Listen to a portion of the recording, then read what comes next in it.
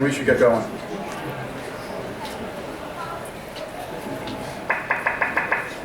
Okay, let's kill the lights.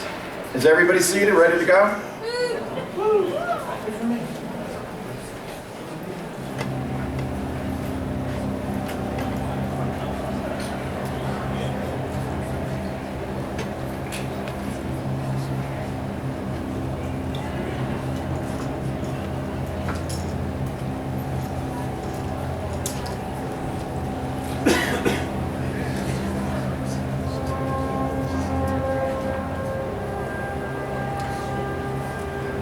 Leonardo da Vinci, Raphael,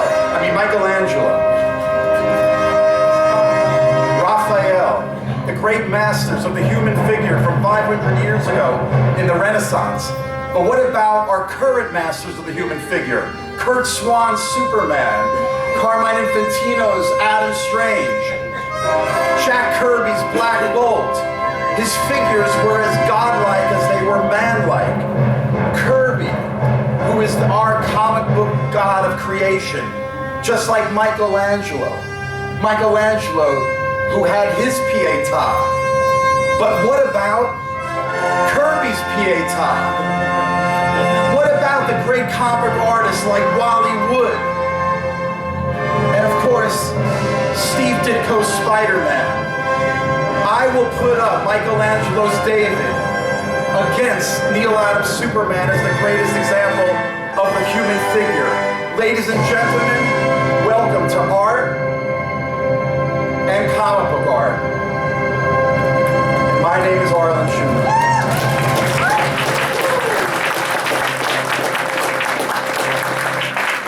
I'm the author and designer of this book, The Silver Age of Comic Book Art. In past conventions and academic and college areas, I've lectured on the graphic design of comic book art. 2 years ago, I lectured on illustration of comic book art. And last year at the San Diego Comic Convention, I debuted art and comic art. This is my first time doing it on the East Coast. It was prompted by an article in Vanity Fair a couple years ago in which they elected the greatest artists of our time. And of course, it was the usual suspects: Richard Sierra, Bruce Neiman, Gerhard Richter, Cindy Sherman, Jasper Johns. But of course, there was no comic book artist on this list. Rob Imes, who runs the Ditko Mania comic site, said, what, Steve Ditko doesn't deserve to be on that list? And what about Joe Kubert, who did his version of that great Ditko image? Kubert, who was of course, like all the great comic artists, influenced by the great comic strip artists, like Hal Foster, who did Tarzan. He was one of the three great realistic artists of the comic strip. Here was one of the early collections of comic strips into a comic book. But when you want to talk about comics and art, how far back do you want to go into human history itself? I mean, you can go all the way back to the cave paintings of Lascaux if you want to see sequential images that tell a story. A couple of 100,000 years later, you've got the Egyptian hieroglyphics. Sequential, cartoon-like images. Look at the sequential motion in the third tier of the woman. You add these to the cuneiforms, the verbal images of the Egyptian lore, and you've got what we recognize as sequential comic book style images to tell a story. Recently on the internet, you can find artwork like this that actually pokes fun at this idea, but really, these Egyptian hieroglyphics are our early comics. Flash forward another couple of thousand years, and you've got medieval manuscripts, the illuminated manuscripts, which tell basically adventure stories of daring do, and some godlike things thrown in as well. And you've got text and image telling a dynamic story. Eventually, this evolved into the Renaissance and Christian and classical artwork that tells the story of Christ's life in sequential panels. A couple of hundred years later, you've got the European broadsides that told stories either of current events or biblical. Then you have Rudolf Topfer, who is a Swiss artist that did what many consider the first graphic novel, called The Adventures of Obadiah Oldbuck, in the middle of the 19th century. And he starts to do sequential graphic images with text added. Then a couple of decades later, you have the early comic strip, Richard Outcault and the Yellow Kid. This is from 1896. And you can see the beginnings of word balloons, excuse me, and sequential images. A couple of years later, he adds the firm panel grids that make what we recognize as the comic strip form. Maybe Winsor McCay, who did Little Nemo, is considered one of the greatest artists of our time and took the early comic strip and gave it worlds and dimensions that to this day have never really been duplicated. I mean, study this page and you can see how he made two different worlds come to life. The real world as we know it in those top tiers, and then the fantasy world. This was what many consider the golden age of the comic strip in the 1920s and 1930s. This is Lionel Feininger, who later became a fine art painter, but these were his early comics. Then, of course, you have George Herriman's Crazy Cat, manipulating the space of the page and creating a distinct comic strip world that to this day, again, nobody has duplicated. This fantasy world was in direct converse relation to the very realistic worlds of the comic strips of the 1930s, which came to dominate the field, the realistic adventure strips.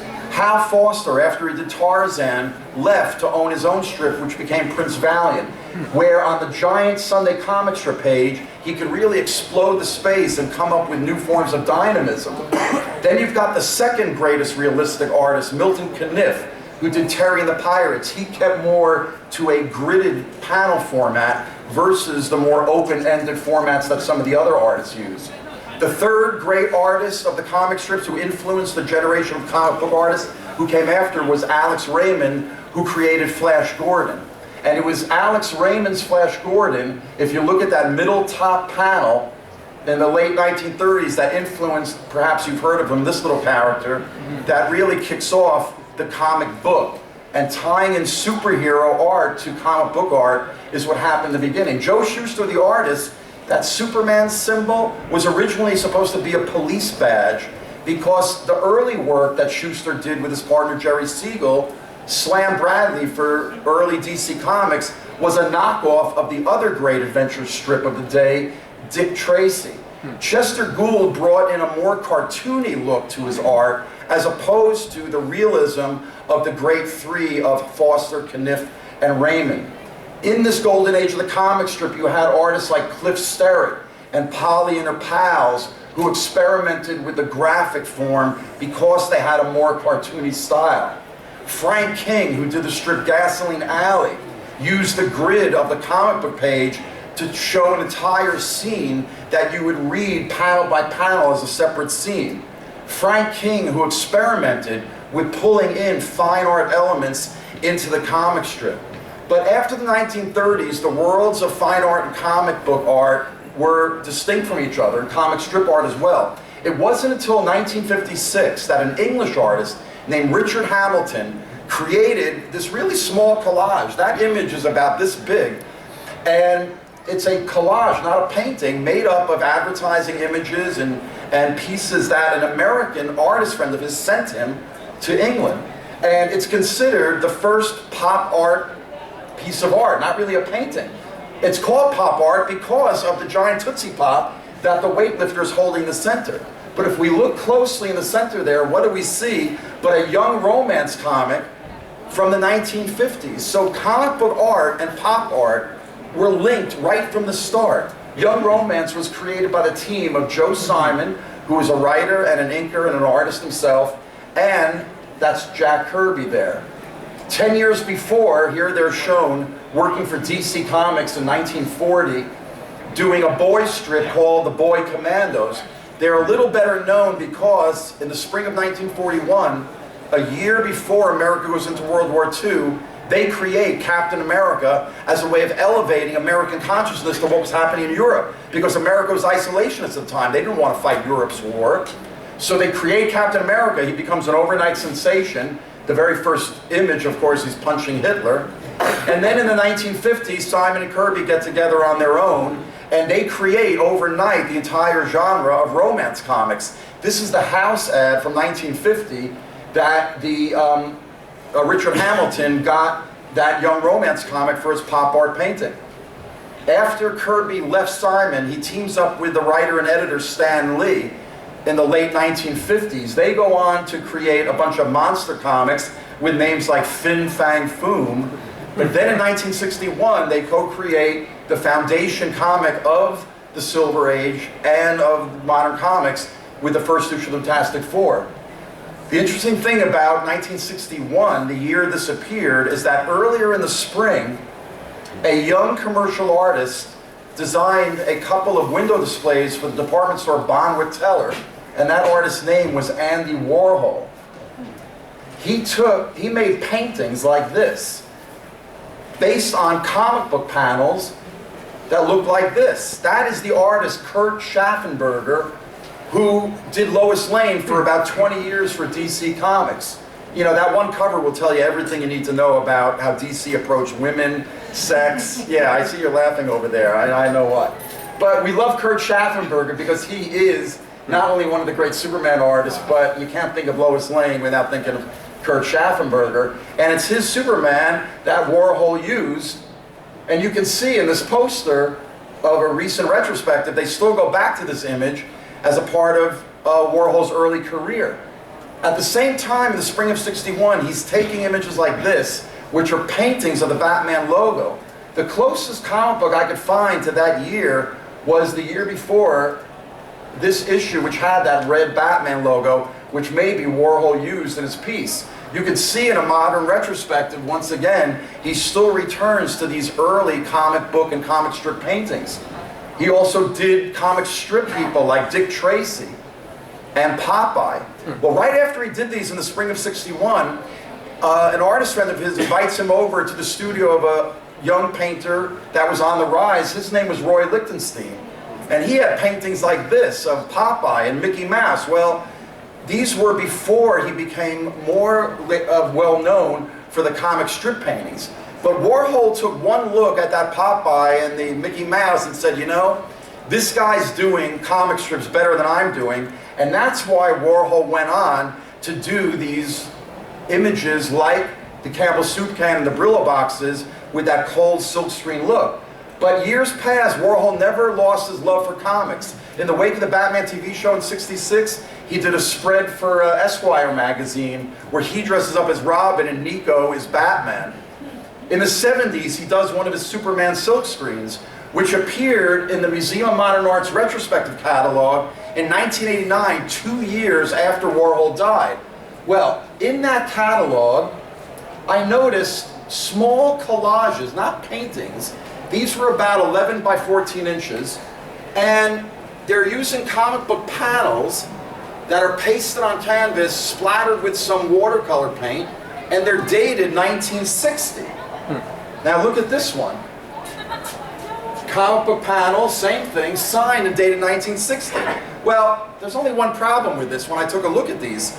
I remember reading Superman back in the 60s. You see those panels? That's from a comic book from 1969. So explain to me how a collage could have possibly been made in 1960 using panels from 1969. I contacted a friend of mine, comic book fan and historian, and his sister worked for the San Francisco Chronicle, and they wrote this story about it. I produced this piece of artwork where I tried to get the New York art world to see that in the catalog raisonné of the greatest painter of the 20th century after Picasso maybe, Andy Warhol, are fraudulent collages. But this is part of the problem with the way the straight world and the museum world looks at comics. Whoever made those forgeries, and if you know about Warhol's career, he had his mother signing his artwork. So maybe one of his factory stooges made those collages thinking, nobody's going to know the difference if I'm using a comic book panel from 1969. He dated them 1960 because they would be worth more money if they were actually created when Warhol was doing those early comic strip paintings. So I took it as a sign of the problem that lectures like mine and books like mine are trying for my whole career to erase, is the basic condescension and ignorance that the straight media world, the museum world, has for comics. Getting back to Lichtenstein, there's a shot of him in his studio in 1965. That's a DC comic book panel by Tony DiPreta, and that's what Lichtenstein did to turn it into a painting. Here's one of Lichtenstein's most famous paintings, And here is the Irv Novick DC comic book panel that it was made from. There's an entire website called Deconstructing Roy Lichtenstein, which is all about giving credit to the original comic strip artist that Lichtenstein made his paintings from. And a lot of comic book people think all Lichtenstein did was take these images and trace them off of comic book panels. Well, a simple side-by-side exploration should really demonstrate to you that, like a great graphic designer, Lichtenstein did more than just trace his panels. He recomposed these elements and painted them freshly. Look at the difference in sound effects. In everything about these two, there is no way that is a straight copy, but most critics of Lichtenstein to this day don't give him the credit for turning comic book panels, changing their context from an anonymous panel in a 24-page story in a 10-set comic book into a giant museum wall the size of this projection screen. Look at this painting that he's most known for, 1963's Image Duplicator. Well, if you look at this issue of Doom Patrol by DC Comics in the same year, and look at that panel in the middle right, well, there's your Roy Lichtenstein Image Duplicator. But where did he get the kind of red mask from? Well, the same year Jack Kirby's and Stan Lee's X-Men debuted, and there's their Dr. Doom, the villain, Magneto.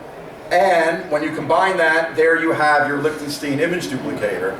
Marvel Comics' identification in the 60s with pop art was so great because of the Lichtenstein connection that for a brief time in 1965, a couple months, Marvel in their upper left corner logo box had this little phrase that they were pop art productions. That wasn't the last time Magneto was seen outside of comic books. This is a single put out by Paul McCartney and Wings.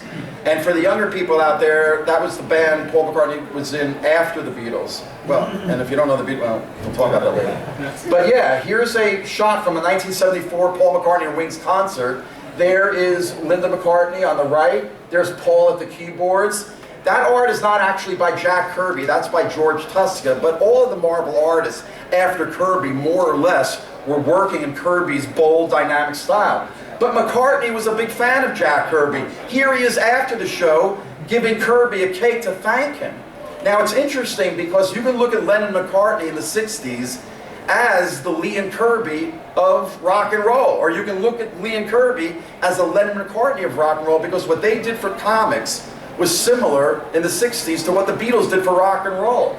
In fact, 3 years before this image appeared in 1964, right when Fantastic Four #1 was about to be published, Martin Goodman, the publisher, didn't like the title that Lee originally chose, which was the Fabulous Four. He had him change it to the Fantastic Four. Had Martin Goodman not stuck his nose in, the Fantastic Four would have been the first Fab Four 3 years before the Beatles. This is a double-page spread from my Silver Age book. Now the Beatles, like a lot of the early rock and roll artists, were comic book fans. I mean, there's Paul McCartney reading a Jimmy Olsen comic. They didn't read sheet music, but they obviously read comics. Maybe they used comics for inspiration. John Lennon, this is from a photo shoot in the mid-60s. Here he is at the same keyboard with a lineup of DC comics.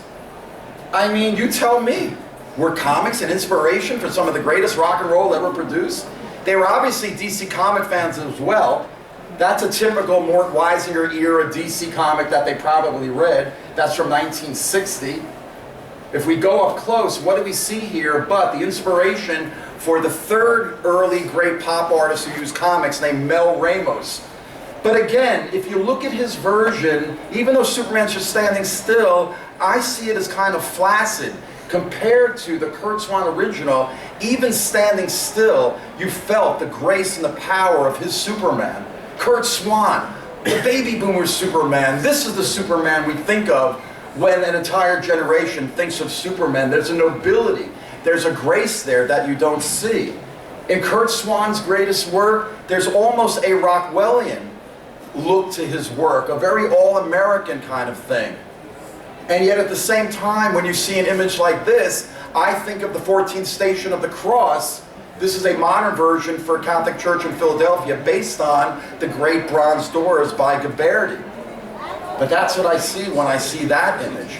Ramos did other comic book characters, and his idea to differentiate himself with Lichtenstein and Warhol, who were very flat in their painting, was to make the painting very textural.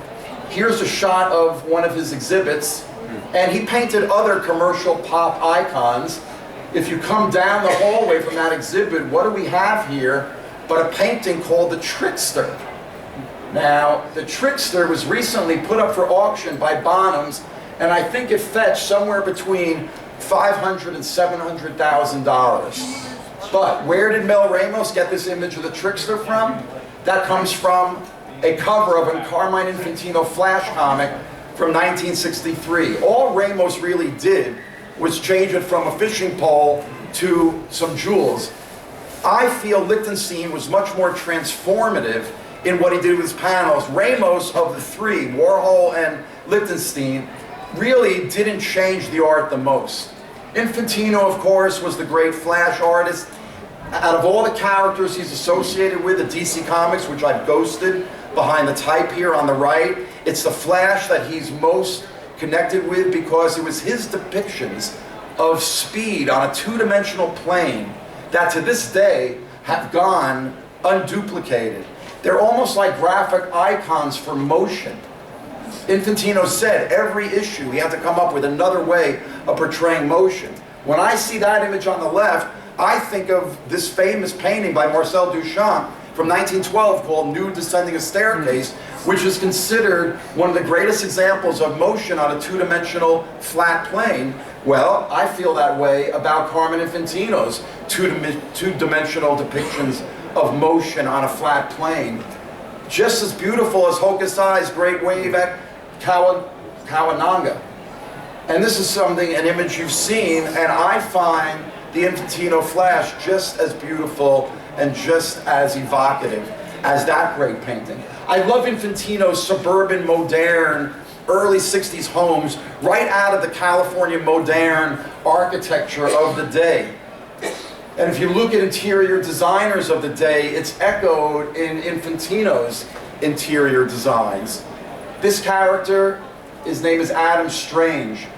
He puts on that costume and goes to this planet Ron and has these interplanetary adventures drawn by Carmine Infantino and inked by his partner, Murphy Anderson. I love images like this because when I think of these figures of Infantino, he never drew the muscle-bound, steroided out comic character that you see everywhere out there. Infantino's figures were lean and long, and there's almost a feminine grace to Infantino's drawing of Adam Strange here. When I asked him about it, when I interviewed him in 1999, I said, Carmine, who's your influence to do figures like this? He said, well, I love Modigliani's figures because they were long and elongated.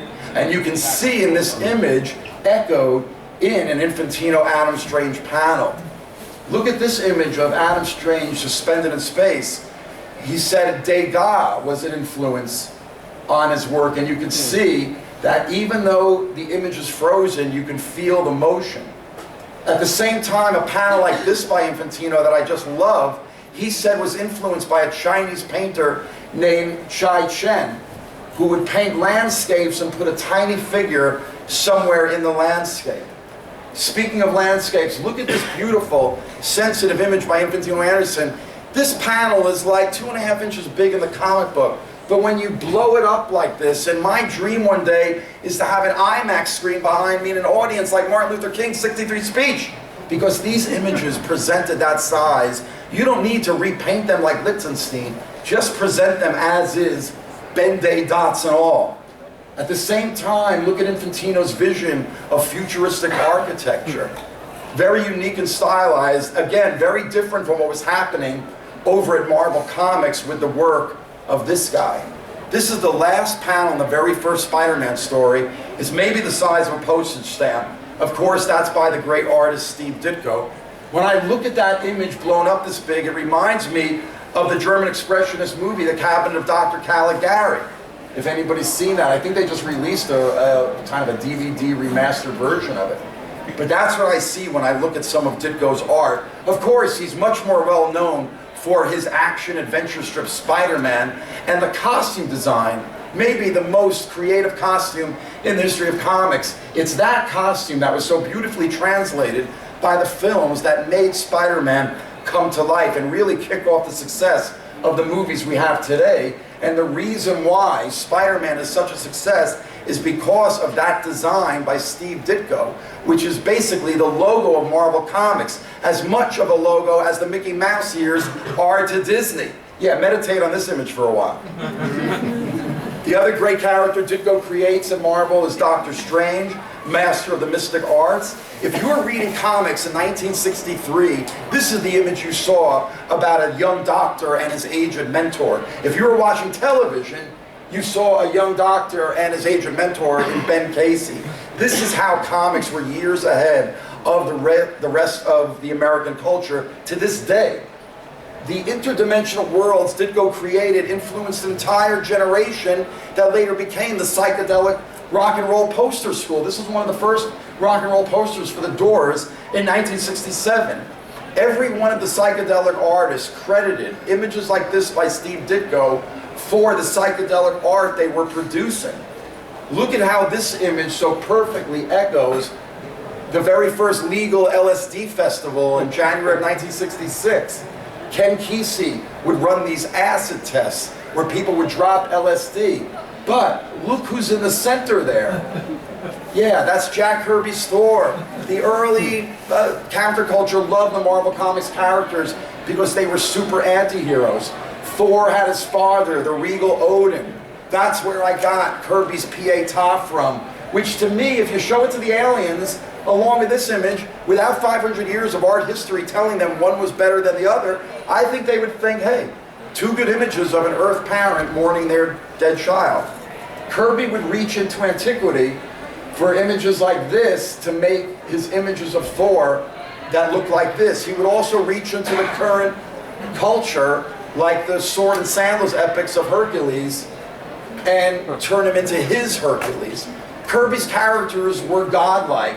They were men, but they were also gods at the same time, epitomized by Black Bolt. They were as much man as they were machine, and the machines had a life to them that couldn't possibly exist in the real world, yet existed on the two-dimensional page. Something about Kirby's metalwork, his machinery, his Kirby tech was his own. It predates the era of the computer chip and the computer grid. I look at Kirby's designs, which are purely abstract technology. I see Louise Nevelson's sculptural boxes. I see that echoed in a Kirby cityscape that looked like this. There's a professor up in Massachusetts that teaches comic book art history, and he compares this image to a Piranesi city, a tiered city that looks like this. He compared Kirby's machinery here from Fantastic Four to the violent energy in a Franz Klein. Look at this Franz Klein over this classic Kirby image of destruction. When you strip it down into its black and white form, I see in this mess of debris and detritus where Kirby grew up in the crumbling tenements of the Lower East Side. This is a self-portrait he did back in 1990, 4 years before he died. Somehow out of this cacophony of visual clutter, of destruction in a way, of a crumbling tenement, you got the guy that could also create without a college education, I mean, taught from the streets. Where did he come up with this? Well, some of the inspiration for his images actually came from outer space. This is the first photograph of a quasar printed in National Geographic in 1965. Kirby was an avid reader of magazines like that, Popular Mechanics, and that's where he got what became known as Kirby Crackle, that first debuts in his most godlike character, Galactus, in 1966. A year later, Kirby creates this image of Dr. Doom and really codifies the Kirby Crackle that has become a graphic standard for generations of comic artists wanting to delineate energy in pen and ink. That image comes from this full-page image with the Silver Surfer lying in defeat. I consider this image to be the greatest image of victory and defeat in a single image in not only the history of comic art, but I think in the history of art itself. And it's interesting that in current artworks, artists are now painting figures like Dr. Doom in a fine art context. But again, Kirby's most godlike character was Galactus, seen on this full page. And as the years went on, the 60s, Kirby became more and more abstract with his godlike characters, to the point where in 1970 he released a portfolio called Kirby's Gods.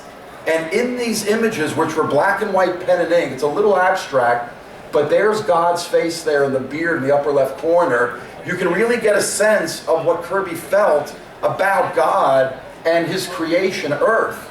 There's God looking on, and Earth is a jumble of violent, graphic imagery. In fact, in another plate,